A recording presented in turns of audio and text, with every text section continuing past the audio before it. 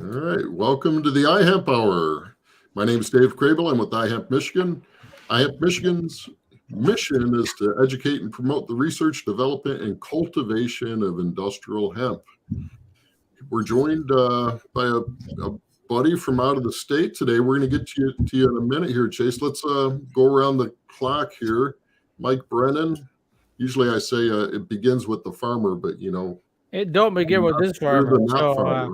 Yeah, no farmer here. I live in Ann Arbor in a condo, so my little patio is all concrete, no farming. But yeah, we cover the other side of the 0.3, so we give you the cannabis news for those folks that are looking for the THC rather than trying to avoid it. All right. We like that, Mike. I know we call that the dark side, but the dark side has cookies, so it's not all that bad. We're probably going to do $3 billion in adult use sales in Michigan this year, despite the fact that there's a consolidation going on, because prices may be going down, but demand is going up. So it sounded like you said 3 million. I don't know that number. 3 billion with the B, Billion. So yes, heck, we do almost 200 million or more than 200 million a month now. So. Yeah. And then, of course, they just announced the taxes. There was I can't remember the exact number. It was 100 and something odd. But Ann Arbor, where we have 40 dispensaries, gets $2 million in taxes from the state because of those 40 dispensaries. Yeah, it's like 150K per. No, it was like 53,000 per dispensary per license. Okay. And then Muskegon got a bunch because they have 29 dispensaries. Scattered around the state. The total was somewhere in the ballpark of 140 million, something like that, 150. I don't have the exact number. But they announced that a week or so ago, and like I say, Ann Arbor being Cannabis Central, got $2 million out of it. So yeah, helps their coffers, those that opted in. Yeah, we're still less than 200 municipalities out of 1,800. But I think when they see those numbers, $53,000 per dispo, that may begin to change a few minds out there, but who knows? Yeah. All right. So what do you have going on, Blake? Just it's been a good week, and things are moving along. The spring is coming here for sure. And of course, my time of the season is here because I'm a big college basketball fan. So here we go. We start today at noon with the tournament. So and we want to thank shout out to Ag Marvels here today. They're a sponsor of the show. We're going to be talking about dog treats a little later from them this show. So I want to thank them for helping us out, keeping us going, keeping the lights on, doing that. And we got some other stuff to talk about. Of course, NOCO's coming up for those that are going to attend that. I won't be able to make it this year. I was trying to, but just a family obligation is going to keep me home. So, and we've got a big thing coming up now. We're starting to get our classes out, our workshops out on the why and how of building with industrial hemp. We'll talk a little bit about that later too, Dave. Yeah, I'm excited for that happening. Well, we're joined today by Chase Hubbard from the Jacobsen. Chase joined us at the very first Midwest iHemp Expo back in 2020. Seems like a lifetime ago, Chase. You and Jeffrey Cole partnered up to talk about the hemp markets, just as while we're still really excited about the development of things. So, Chase, why don't you tell us about the Jacobsen and where you guys are in the space? Sure. Yeah, it does seem a lot has happened in the hemp space in a few years. We watched markets just explode and then deflate, and then the Delta 8 trend came along and started really driving extraordinary volume of CBD isolate and other extracts. So it really has been an interesting market to watch. So the Jacobsen is 120-year-old price reporting agency, started in Chicago. And we were actually recently purchased by a company called Fast Markets based out of the UK. Fast Markets is price reporting agency, and they picked up the Jacobsen because of our biofuels coverage. We've been covering that space for many years, host a conference, and Fast Markets has taken a position in emerging technologies like biofuels and the elements that make lithium batteries, so lithium and cobalt. So those kinds of things are a big part of Fast Markets, and hemp fits into that. And so they've supported the hemp program, which is a really long-term effort from a price reporting standpoint, because what we do is we produce prices that are then used to settle contracts. And this market just doesn't have the kind of liquidity. It doesn't have the transaction volume that you'd see in other agricultural industries as a new industry. But that is going to change eventually. So Fast Markets is committed for the long haul, which is going to be a while. So so I think it's a great company. I think they have a lot to offer, hemp operators and potentially cannabis operators long term. But that's a little snapshot of what we do. Yeah. So have you, in the 115, I know you're not privy to all of those years, but has we ever seen a situation like this where a commodity crop became available out of nowhere? I don't think that there's any precedent, for cannabis, just because it has such a novel history of prohibition, and then so all these other derivatives of cannabis, all the hemp stuff, hemp seed and fiber and herd, none of that, all that stuff was really retarded. There was no research and development. There was no reason to, hemp seed was still being sold in health food markets in small amounts for bird seed or whatever. But there was never the, there was never the impetus to go through the approvals process to make it a livestock feed. So it does put it in a really novel situation, in that some of these segments could be growing much faster than they are right now, save for history. Yeah. So, no, I don't think that there's any precedent. I mean, like soybeans took decades to develop that crop and increase yields and make farmers say, oh, okay, I'll plant that. Obviously there were early adopters, but social media and everything, obviously I think everything's more accelerated today, but I don't think there's anything that compares to what we've experienced in this industry. So we're from my perspective, it's taken too long. In your perspective, you're saying that compared to soybeans, things are happening pretty fast. Yeah, things are happening pretty fast. It's break stuff and fix it later, and it's it has to be that way. There's all this. It's this iterative approach of all cannabis. A state legalizes cannabis, and then all the things. What was it Rumsfeld said? The unknown unknowns or whatever it was. Yeah. So lawmakers especially just have no idea what's coming at them, so, yeah, I think that it is a long-term process. Yeah. Yeah. I'm always the popular guy. Sorry, Blaine. I'm always the popular guy in the room because, usually my message is not necessarily what people want to hear, but, I try to be the message that's accurate so that people can make use of it anyway. Oh, that's good. Yeah. Don't shoot the messenger. That's right. I'm just the facts, ma'am. Just the facts, right? So you talked a little bit about biofuels. Let's talk a little bit about that. What are you seeing on the biofuel market? Then are we going to be, there's all the green energy and everything else. Are we going to be moving to more biofuels, you think, in the future then? Yes, absolutely. The reason our company was interested in it is because of the massive investment, the scaling of the petroleum companies to refine renewable diesel, and the policies like in California, the low carbon fuel standards and stuff that really drive this stuff. That's where I've always said the opportunity for hemp is in regulatory stuff. And I've used ethanol sort of as an illustration. Nobody went to the pump and said, we want to put corn fuel in our car, but nonetheless, billions of gallons and billions of dollars later, you've got a massive industry that was driven by regulation. So I think that same kind of opportunity exists for hemp out there, particularly in on the fiber side.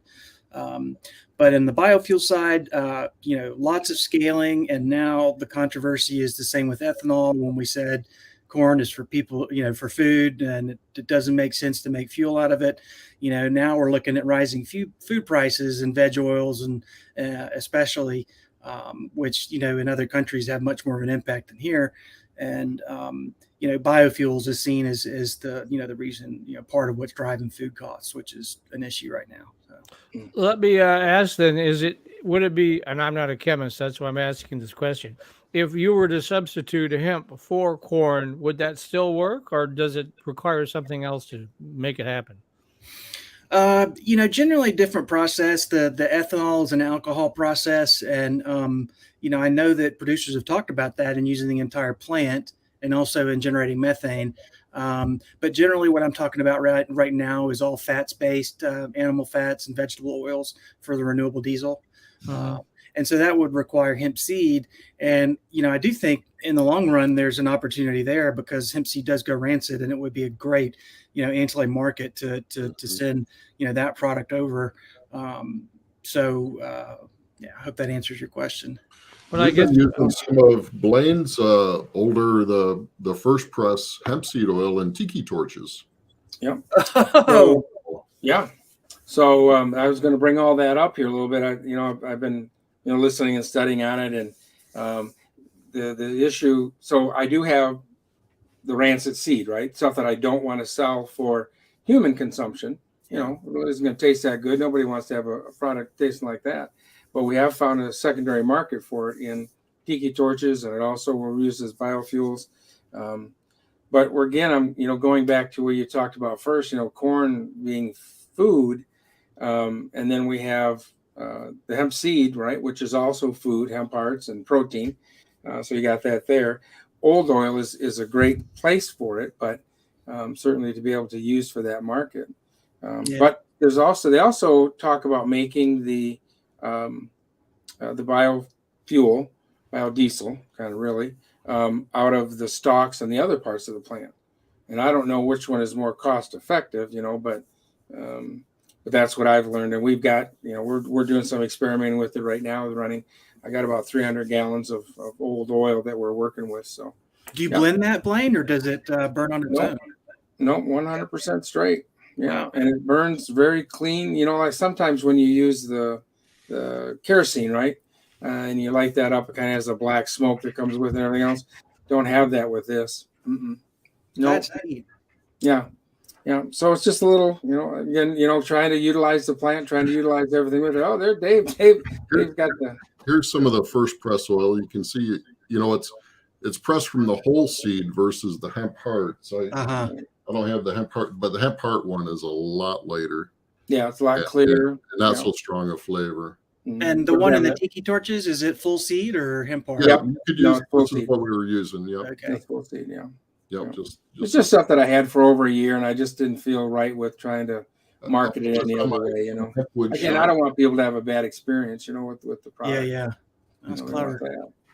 But the clear, the stuff made out of the just the hemp hearts, doesn't have as earthy of a flavor to it. Still has that earthy flavor, but and it's really nice and translucent. Looks nice. There is a lot of work I know that others are doing. Victory Hemp, for one, I just kind of read an article what they're doing, and they're figuring a way to make it so that the oil doesn't really have a flavor.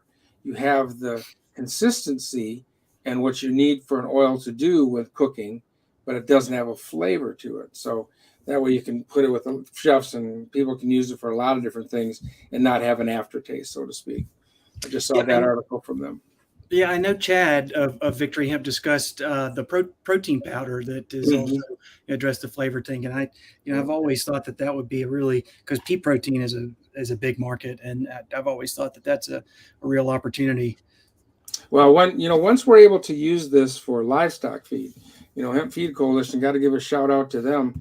We're going to be helping them with the project they're doing to try to get some stuff in legislation wise, right? Try to do that. So we're looking forward to partnering with them on that. And so the cake that's left over after we make the oil, right, is a great protein. It's 25 to 32% protein, and the fats and lipid acids and all the other stuff. I'm not a chemist, so I'm trying to figure it out. But so there is a lot of people that are using that for companion feed products. Matter of fact, Ag Marvels, we'll talk about that a little later. They have a dog treat that's being made with that. So certainly the protein's there. I mean, you can use it as long as the product's not going in commercially. I think it's all right. I think FDA might have another story on that.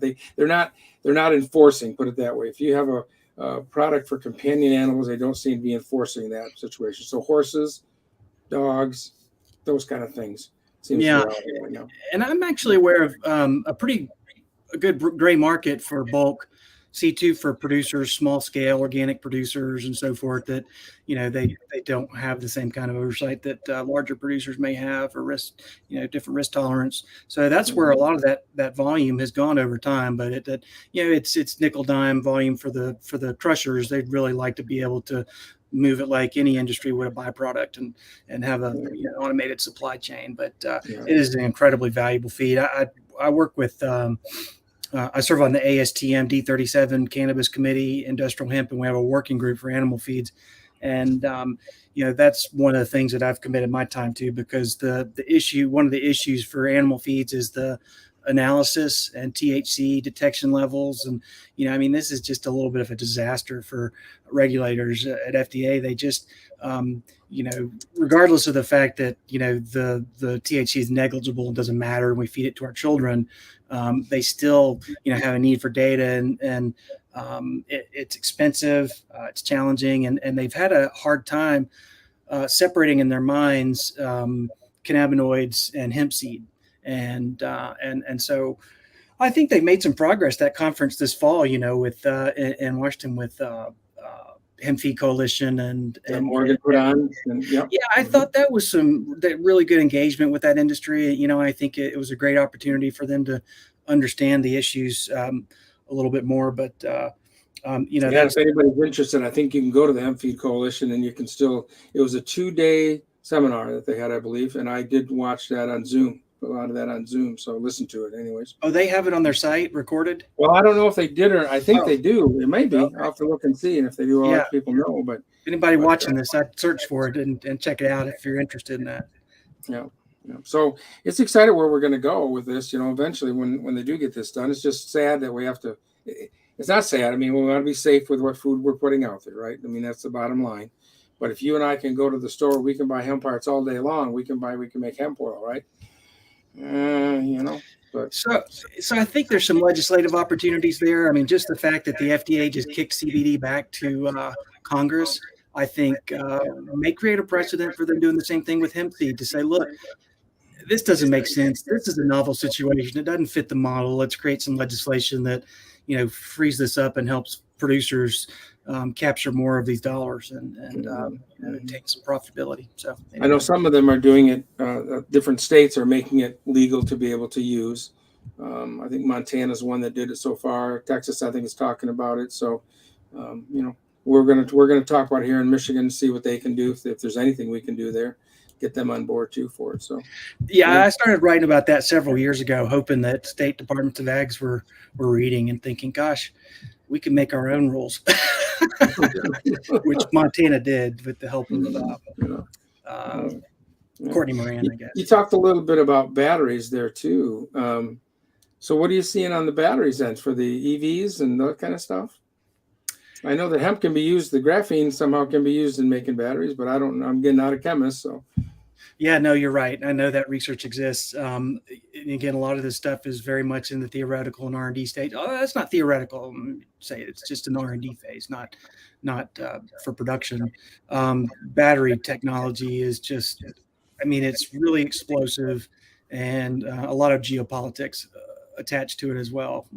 China has been the main producer, and that current situation is really having an effect on those markets. So, companies are really looking to, it's the whole trend of nearshoring and onshoring, gaining some control over strategic supplies with chips and batteries. So that's a big shift. And, it'll be interesting to see what we can do in this country manufacturing wise with both batteries and chips and any of it. It's a new thing for us to do that. And I think it'll also be a good, corollary to a hemp textile industry. That's been offshore for decades. So, what are the opportunities to actually bring that here for domestic production? Also, the auto industry. I'm a former free press auto writer, and so I keep track of what's going on in the auto industry. And some of the high end folks like Porsche and BMW and whatnot are already incorporating hemp in lieu of plastics for sub-assemblies and internal fiber for the sheets and things like that. I know Ford has been shopping around because they want to get it into their more mid-level vehicles. More, I'm not sure any vehicle is mid-level anymore. Yeah. $50,000 for a basic car, but it's stronger than steel. It's lightweight. That's really what they want. Lightweight, then burns less fuel. What about that area? Do you see the auto industry really seriously embracing this? In Europe, certainly more than the United States. I think trends there and any kind of policy that, drives that in Europe is going to drive those markets too. But say, geopolitics in Europe right now, companies are dealing with, with issues related to Ukraine and Russia and fuel supply, energy supply shifting. So I guess I'm skeptical that there's going to be a whole lot of movement in the really near term. But, some of this funding in the States, like the IRA, could create some opportunity. I don't know necessarily within the auto segment there, but it certainly could. But really regulatory, the automakers better than I do, any of us. And, are they gonna seek a more complex supply chain if, the regulations don't create don't prompt them to, is it going to take regulatory pressure for them to, seek more complex solutions? I think since a lot of them are marching towards zero emissions. I mean, that's, for instance, GM, I think the date is 2035, won't be making any more internal combustion engine vehicles. And then a lot of the younger folks actually shop for vehicles that are much more fuel efficient, much more green. Yeah. Maybe not some older folks like us, but the younger folks are looking for that. So that can drive sales. I think in the end, it's still going to be the feds. I'm not sure if they'd mandate anything, but if you try to get to zero emissions in the next 12 years, you got to do everything you can. And certainly that would be one to take a serious look at. And I agree that it's a marketing opportunity for automakers too. I really do. Dave, you're on mute. We had a meeting scheduled just before COVID hit with Debbie Malinsky from Ford. She's a scientist at Ford Proving Grounds, and they have a goal of making an entire plant-based vehicle interior. So, that's one of the things they're working on. They're starting to, and you see, I'm hearing rumblings, Lear Seating is looking at hemp fiber and starting to source some, doing some tests. So I'm optimistic, that it's heading that direction. But it probably, a nudge would certainly help. But we need the set aside, first of all, for the fiber and the grain, because we don't need to have those same fees and sampling and testing and everything that the cannabinoid side has. And I think one of the problems, at least from my perspective, you mentioned Delta 8, driving demand for CBD distillate.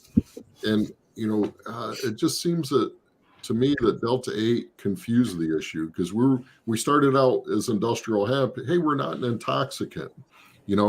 We are, it does affect your psychology, you're psychoactive, because it was helping people with PTSD and anxiety and things like that. So you can't say it's not psychoactive, but not an intoxicant. And then we have Delta 8 being pushed, and THCA flower. I mean, what is that?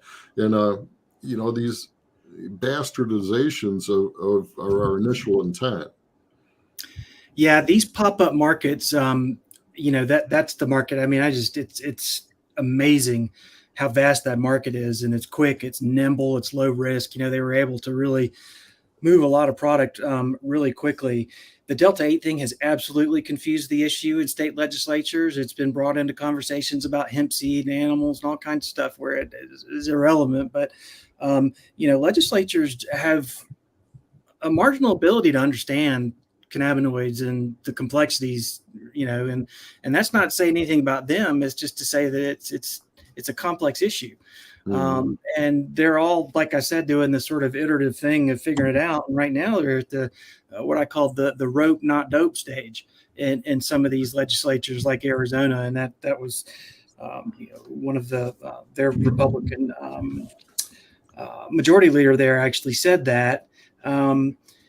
So, I think that, there's been some kind of response from legislatures of, oh, how dare you sell this to our children? And, because that's the appropriate response. Obviously, some of them are really concerned about how these products are being sold. But the fact that this product is being mass sold to children and stuff is just, it does not help the industry at all. And the cannabis industry is coming after them. When they see that a kid can, go down and get what they want down here for $20 a cartridge and not get carded. And, the overhead for that company looks very different than for Mike's or, whatever, anyone in the THC side. So, sorry, I could go on and on with that one, but generally, it's no, that's good. Let me add, that's one of our stories in our newsletter this week, is that 15 states right now have banned out Delta 8, and you've got Arkansas, West Virginia, and Texas getting ready to join the ban, so that'd make it 18. And so that's gone back and forth. First it was, we're going to ban it, and then they allowed it to come back, and now states are individually opting out. So it's referred to in my industry as THC light, so gets sort of the similar effect, but gets around some of the rules. Yeah, and it does cause that conflict between the legal cannabis market and the industrial hemp market, because they don't want the competition, and they have a lot more money than us. So we're trying to make some things happen with industrial hemp. There's not a lot of investment dollars coming into the hemp side. Yeah, and the money really does, it really does, set the direction. So yes, it does. Does not? Yes, it does. Cannabis is entrenched, especially in some states, and I know Michigan. Cannabis has been I'm just thinking about reading about Ann Arbor and High Times back in the 80s. It still is. Hasn't changed. We have the Hash Bash coming up on April 1st, and they're expecting 15,000 folks to show up for that. Yeah. So, those markets have been around for a while, obviously in different forms, but I'm not going to start talking to you about Michigan cannabis markets. I know a tad about that. So. Well, it's interesting. I mean, because we're, in the business, so to speak, and talking to people all the time, it's great to see what's really happening too, because, one of the things that we're emphasizing this year, we're going to have these classes throughout the year, are going to be on the why and how of building with industrial hemp.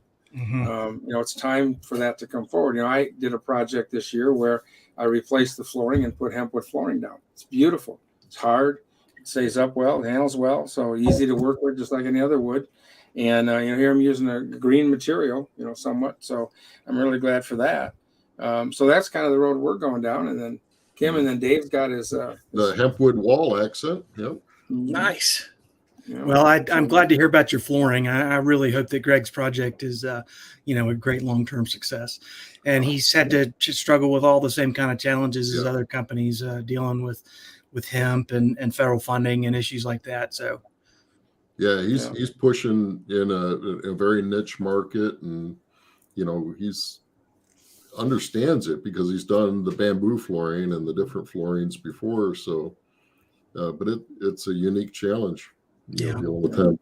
It's a great product. I love it. The other thing that we're not discussing, maybe we should, I don't know if it fits, but just the fact that hemp can be used to clean up bad soil. For instance, Detroit a couple of years ago was taking a serious look at, there's like 30,000 abandoned homes in Detroit. There was. It may not be as many now, but they were talking about tearing those down. And then what? You still got all that gunky soil, right? And so they were looking at it, and I think it just fell off the discussion board of planting hemp there to suck up all the bad stuff out of the soil. Then, of course, you could use that same hemp for non-human consumption stuff like building materials. Now, I haven't had a chance to check back with the Detroit folks to see if that's back on the table, but I'm just using that as an example. That's another possibility, right? It's a great, absolutely. That's not anecdotal. We know that's something that cannabis will do, and I really think so. So that adds another element to it of all the other things that are. So I think it's a great selling point. The challenge is, I think it's still just, stymied by these other issues that hold up hemp, the Delta 8 stuff, doesn't help. All of that stuff, when a legislator hears hemp, what do they think when they hear it? Do they think political opportunity, or do they think, I don't know. The reefer madness thing, it's an educational process. I mean, they don't distinguish between the two is the problem. Or if they do, their constituents don't distinguish between the two. It's hard to say. Well, I was shocked to find FDA struggle to separate hemp seed from floral material and cannabinoids, and they're scientists. So, I think that expecting a scientific approach from all of our regulators is maybe asking too much. Mm-hmm. Yeah, and back to the animal feed, it just, to me, a layman, it doesn't make sense that we can go to the grocery store and buy hemp hearts, but we can't feed it to a cow that we're going to eat. Yeah, no, there's no science. There's no science that underlies that. But especially agencies that have have a mandate to govern something, they have a mind of their own, will of their own that develops. And if their job is to regulate, then the other issues, the ones that we're talking about, that politicians can talk about and say, oh, this is novel, it doesn't make sense, doesn't fit. They can't do that. The regulators are really just going to say, how does this fit into our program and our process? And that's been a struggle to date, not to mention just the cost. Yeah, and they're going to move at their pace. Mm-hmm. And Chase, who did you say you're on the board with? ASTM International, do all kinds of standards. And the working group that I'm a part of is an animal feeds working group. It's Hunter Buffington of the Hemp Food Coalition formerly is part of that, and also some key researchers. We're having a program in April that will feature the Kleinhenses, the university researchers like Michael Kleinhens of Kansas State that did research with hemp and dairy cattle. So the effort is to really get so that we can create some standard that then the industry and FDA can agree with and can move forward, because that's a major showstopper. Just that little point of saying, oh, we can detect this much, oh, but this much matters, or what, that little conversation right there is a major barrier to that market. Now, ASTM, they also do building codes. Yeah, definitely. And they're the ones that we just got, were being included in the residential building code for hempcrete. Was recently approved, right? Yeah, so that was approved by the International Building Codes. I forget, what that's called. That body is separate from ASTM. Oh, maybe ASTM did the fire rating. Yeah, ASTM has that's a good question. I need to see. Jacob Waddell has been involved in that committee all along. So I guess I'm not real clear. No, that's okay. I remember that acronym, and I think it was a fire rating, perhaps. Yeah, all kinds of industries, all kinds of fuel standards and industrial standards and things. It's widely used, and it's just one vehicle to get a group of stakeholders together and start to talk about how to create some organization, how to move it forward. And these are the kind of boring things that underlie functioning markets that. That's where I've seen the opportunity for me. It fits with my work that I'm doing, and hopefully does something. So what's your timeline on this? Where we see we can grow grain like we would grow soybeans or corn, and we can feed it to our cattle, and we have a market that you can monitor and sell contracts, futures on. Yeah, so I think that so 5 years at minimum, and it depends on what where we're going to be at that point. But I expect progress to be steady. I think that regulation is really the most pivotal aspect of it.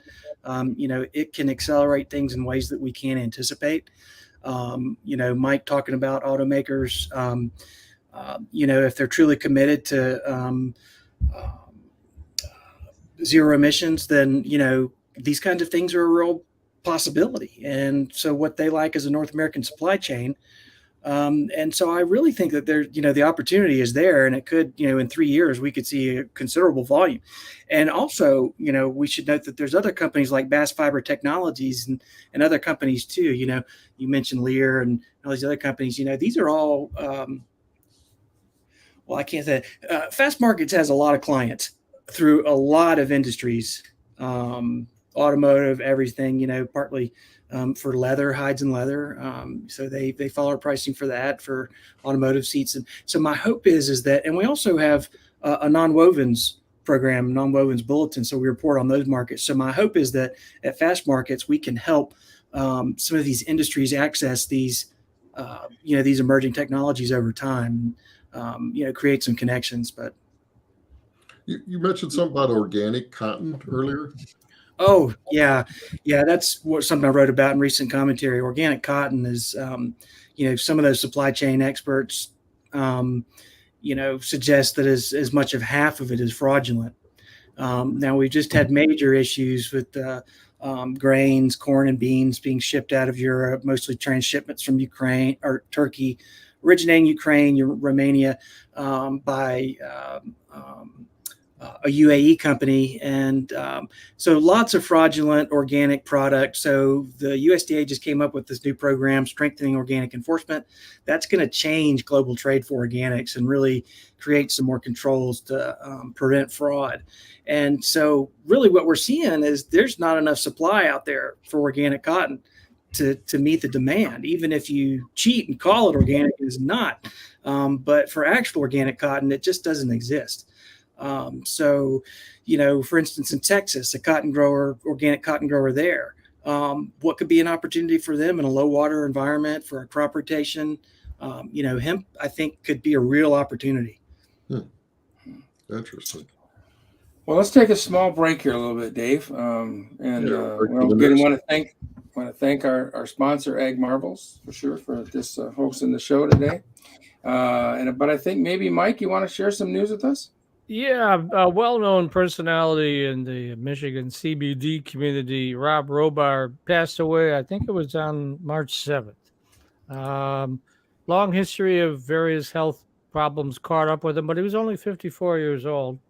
And from discussions with some of his family members, he was feeling very poor over the weekend of the 4th and the 5th. So they brought him into the hospital, put him on the machines, but unfortunately passed away Tuesday morning around 11 o'clock on the 7th. Again, only 54 years old. He has a daughter that's attending Grand Valley State University over in the Grand Rapids area. And I know there's a GoFundMe page that's been set up, and we can provide you with more details on that to help her continue on in college, because obviously she lost her dad, who was involved in the CBD industry. I'm sure that she may or may not have scholarships. I don't know. I don't know those details. But that's sort of in lieu of, other things you might want to do, like send flowers or whatever. But he's already been cremated, and there's going to be a memorial service for him later in the year. I just don't know when that's going to be. They haven't scheduled that yet. But I just wanted to mention his passing because I knew Rob real well. I'm the former president of the Hero Project, and he was on my board, so I dealt with Rob all the time. And we were very surprised. I just saw him post to Facebook the week before he died, and then he's gone. So kind of made us all think you enjoy every day, because one day you won't be around. And so that's what I would encourage everybody to do. Speaking of not being around, Rob's in the hat with Anton here on the screen. Yes, there you go. I put my glasses back. Yeah. And so anyway, the other speaking of not being around, Skymint is still around. However, they're in receivership. Skymint is the second biggest vertical in the state. 24 dispensaries, grows, processing, all that. Unfortunately, they're also $127 million in debt. And Sunstream, a Canadian operation that loaded them the bulk of that money, said they'll keep them open, obviously, because their stores are still making a couple $100,000 a month, until they either sell it off in pieces or whatever happens. I've actually talked to a number of brokers about what they think of all that, and they look at it as toxic right now, and nobody really wants to get involved in that. because they don't know what the situation would be. Do you assume the debt? Nobody wants to assume $127 million debt. Now, Blaine might, because he's got more money Yeah. than most people I know. But the Yeah. average person or the average investor or broker doesn't want to touch them. So that's an interesting situation. And then for those that are going to be in downtown Detroit on St. Patrick's Day, Liberty Cannabis is having a big event on Sunday, and they're going to give you all sorts of goodies there. That includes, let's see, medical cannabis and let's see, throwing a party. We're going to have live music, art, free merchandise, and they're only going to charge you $3.13 to attend. Area code 313 for Detroit, right? I was wondering where that was coming from. Yeah, Okay. right. So I don't think I'm going to make Detroit on Sunday. However, I'm going to go to the Redemption Foundation fundraiser on Saturday night at Hot Box Social in the Detroit area to support that foundation. That foundation works to get folks out of jail that have been jailed for cannabis offenses, and to get their records expunged, because heck, what they're in jail for is now legal, right? So what's the point? So I'm going to be at that event on Saturday night, and there'll be most of the major players in the cannabis industry will be there to support that very noble effort. I think tickets are all sold out right now, but it should be a fun night. It'd be nice. I do so much virtual stuff that I don't see people in the flesh very often. So it'll be nice to see a lot of people that I haven't actually seen live in some time. So that's awesome. all I have. So thanks, Mike, for that good news on that. And I know some figures just recently came out about the municipalities that have gotten their share of the taxes. So big money. Yeah, a lot more information you can find on both Sparks and Recreation. Mike has that up there, and that's for the recreational. It's on the 420 Post. Sparks and Rec is our tourism publication, cannabis tourism. That's what I was trying to come up 420post.com. Details on, like I said, Ann Arbor. It was about $53,000 per license, and we got 40 dispensaries in Ann Arbor. Amazing, huh? And so we got $2 million. So I'm sure the city fathers are smiling when that check comes in. They'll find a way to spend it. Oh, I'm sure they'll find a way to spend it. It won't be on us, but they'll do something with it. I'm sure. Yeah, it's probably already spent. Yeah. Well, maybe it's helping you out somehow, Mike. You never know. So you never know. Yeah. So, Dave, you guys are both invited to join me here if you want a rendezvous for a hash bash. Should you want to attend, hash bash, of course, is 2 weeks from Saturday. It's the same day as the University of Michigan football spring game. Oh my God. There's going to be 100,000 people coming to Ann Arbor. So if you're planning to come, I would encourage you to come very, very early. And I do serve Bloody Marys, so a little inducement there for Dave and Blaine. Yep. And it's about a little over a mile walk, because you're not going to get any closer to that to park, I assure you. And I live right near Dave's been here. I can practically hit the Stadium of the Rock where I live. So it's going to be crazy around me. But so you guys are both invited to join me. And then the speeches all start at noon. And, of course, Monroe Street Fair that Charlie Strackbine puts on, which has all the booths and whatnot, that's rescheduled. It was threatened there for a while because of some political stuff. So Charlie has his big event there. So there's lots of stuff going on. Football games. It's going to be quite an April 1st. Yeah. So April Fool's Day too, right? I believe that's opening. Isn't that opening of the Tiger game too, or is that a different day? I think that's later. In April. I could be wrong, but that doesn't matter. That Detroit's 45 miles away, so we're not worried about that. Okay. All right. Dave, do you have our sponsors information or not? Nope. I did not have anything prepared. I'm sorry for. Yeah, for Heirloom Grove. No, I don't have it up. I'm sorry, we didn't. All right, well, we will get that up, and we'll get that on the website. But Ag Marvel's Heirloom Grows have a lot of great products. One of the products we featured last week was the Muscle Freeze. I'll show that right there.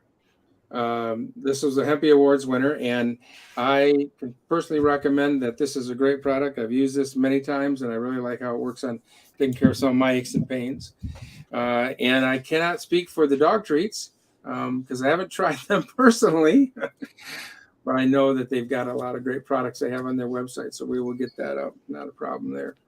And I know we want to get back to some other news and stuff, but we'll do the recipe here at the end of the show. But I did want to put a shout in again for the why and how of building with industrial hemp. The first workshop we're going to have is going to be this Saturday, the 18th of March, at the Grand River Sailing Club. It's at 219 North Harbor Drive, Grand Haven, Michigan. $40 donation, what we're asking. It helps cover lunch and helps cover the cost of getting some of the speakers there.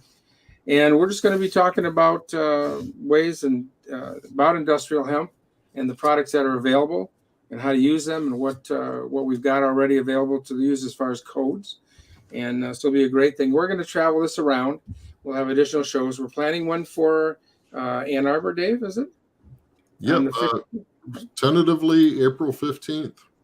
Yeah. So builders, architects, anybody wants to learn the why and how of building with industrial hemp, we'll have that show coming up as well. So let's see, NOCO's coming up for those that are going to that. We talked about that. So one of the things that came out, Hemp Today, one of the digital trade magazine, trades on industrial hemp. Great person, Kurt, I'm trying to think of his name. About the only one now. He is really? Yeah.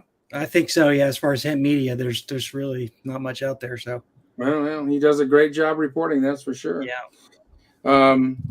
Anyways, he put out in our article about Indiana and the issues they've been having down there, which is some of the issues we're having here too as well, but not quite as bad as Indiana.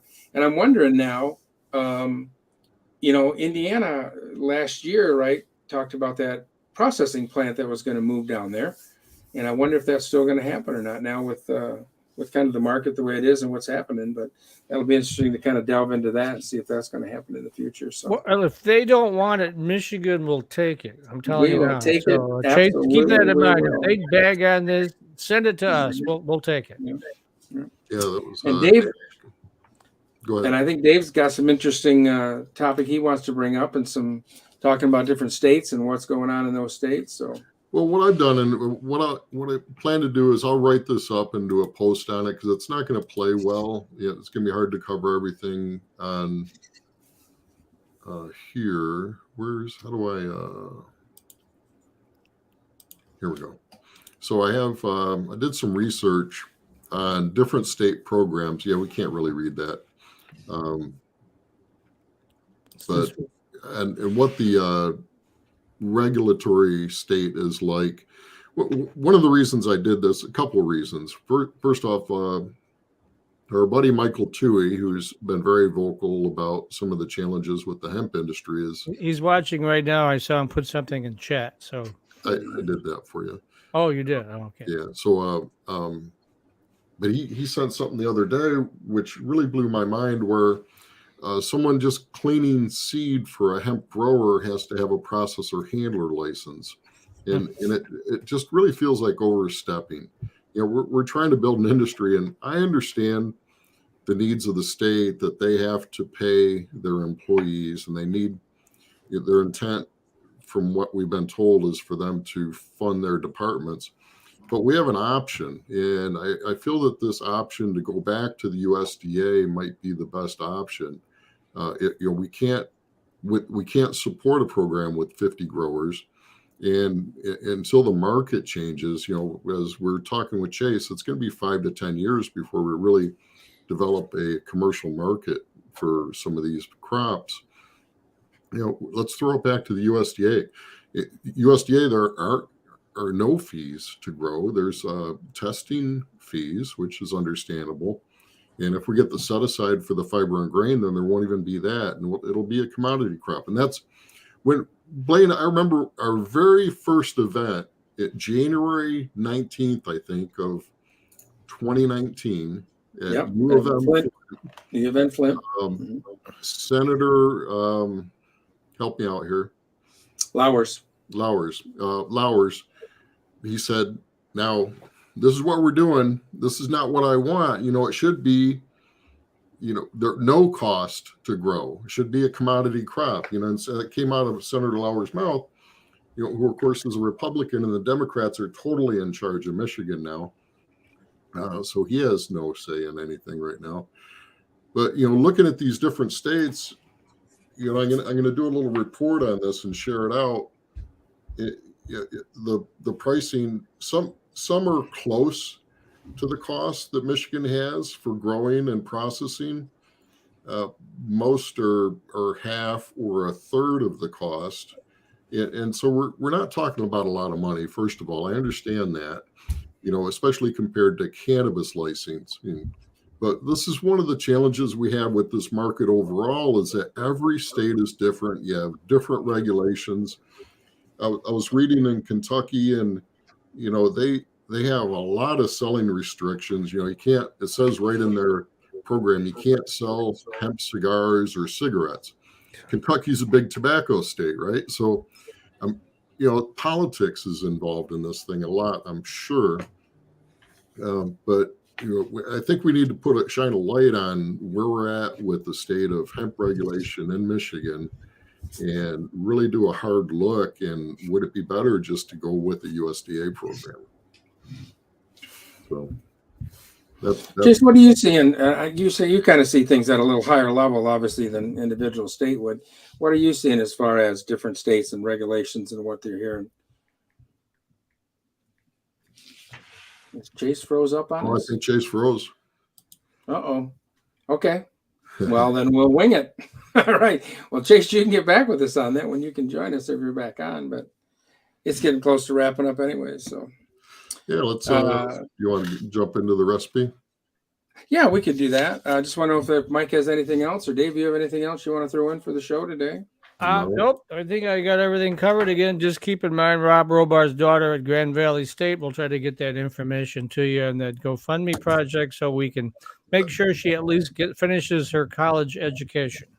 I've got that right here. It's the GoFundMe is linked up. It's been posted to our iHemp Michigan Facebook page, YouTube channel, and it might be on LinkedIn too. I'll make sure it gets there. Okay. So awesome. Thanks, Dave. And again, we want to thank Ag Marvels and Heirloom Grove. We'll actually get their products on the show for next week. I'm sorry that we didn't have pictures of those, but you can go to the website, Heirloom Grove. They've got a lot of great things. Is it Heirloom Grove? Heirloom Grove. Mm-hmm. Heirloom Grove. I think it is Grove, G-R-O-V-E. Yep. All right, I'll try and pull it up real here. All right, that's awesome. Again, we want to remind everybody about we will be having these in different places, but this weekend, the 18th, is the first one on the Weinhoff building with industrial hemp. Going to be going on in Grand Haven, my hometown here. So we're looking forward to getting out and presenting this information, and we've got a lot of good sponsors helping us, and we're trying to make this so that getting credits for it, so that builders and architects and people that are in the industry that need to do the continuing education will be able to use that for education purposes and those credits. So we're looking for that for the future. So with that, all right, here we go. I have to apologize there. I'm kind of got a little bleeding going on. I'm trying to take care of this. You mouthed off to Becky again, and she popped you, huh? So no. Oh, okay, no, all right. No, Gotta watch out for her, So no, we haven't got that, but okay. Anyways, got that fixed. Okay, so with all the parties that are going to be going on this week, right? There's Heirloom Grove. There's Heirloom Grove. There we go. Yeah, show some pictures there. And which product was it? The one that had the treats. If they have it showing on there. Oh, the dog treats. Yeah. Well, I apologize. There we go, right there. Yep, there we go. Yep. Ooh. Dixie CBD dog biscuits, peanut butter flavored. Sort of a doggy downer effect, does it? It kind of calms them down. Calming effect. I know my next door neighbor, they had an extreme anxiety separation. Every time they'd go somewhere, the dog would just kind of freak out and bark. So they started giving them a little bit of CBD, not in treats and other forms, and just calmed them down, and they didn't have that problem with it. So I know from personal experience there what it's done for that dog for sure. Now again, I haven't tasted those myself, so I can't give you a personal reference on that one.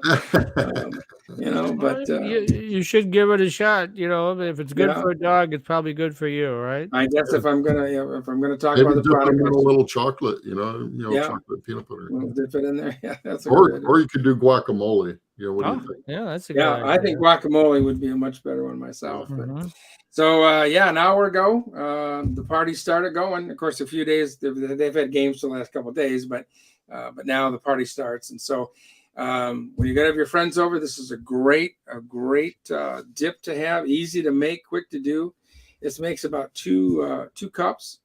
You need 2 large ripe avocados, a tablespoon of fresh lime or lemon juice, 2 medium tomatoes cut into small dices, a 1/4 cup minced shallots or red onion, 1 clove fresh garlic minced, 1/2 cup of hemp seed. I always go a little, it says 1/4. I always go a little heavier because I like the hemp seeds. Shelled hemp seeds, a little bit of sea salt, and some fresh cilantro.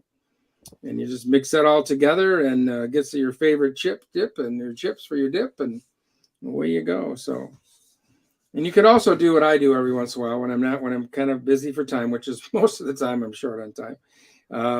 You could also get one of the mixes that are already done, right? They've already got the tomatoes diced, they've got everything in it. Dump it into the guacamole, put those hemp seeds in it, even cuts the time down less, and they won't know any. You can tell them you've worked all day on making that dip for them, and they'll never know the difference. So, and this was from the Hemp Nut Cookbook, is where we got that one today, Dave. Yeah. You can find these and other recipes on our website for sure. A lot of great recipes on there. So, and if they need hemp parts, Blaine, where would they go? If they would go to down on the farm.biz, they could order their hemp parts. They could order their hemp seed, and we also are carrying hemp bedding now as well. So we've got all that on there for everybody. Yeah, we're about to launch a new website as soon as we get all our ducks in a row. Oh, So I'm pretty excited about that. Working with Icon Processors is who we're working through on that. So, yep, and we're getting ready to run a new batch of oil real quick. So that's gonna be exciting. Excellent. So I want to thank everybody. Mike, have a great week, and sounds like you're gonna have a lot of fun in a couple of weeks. We'll see if we can make it over there to that. yeah. Let me know. It's easy. I'll talk to you offline. Dave's been here before. I'm pretty easy to find, but just come very, very early. Like the night before, you're thinking? Oh, you could even do that. I got a couple beds. What the heck? Well, As long as you got a floor a with boys' night out, right? Yeah.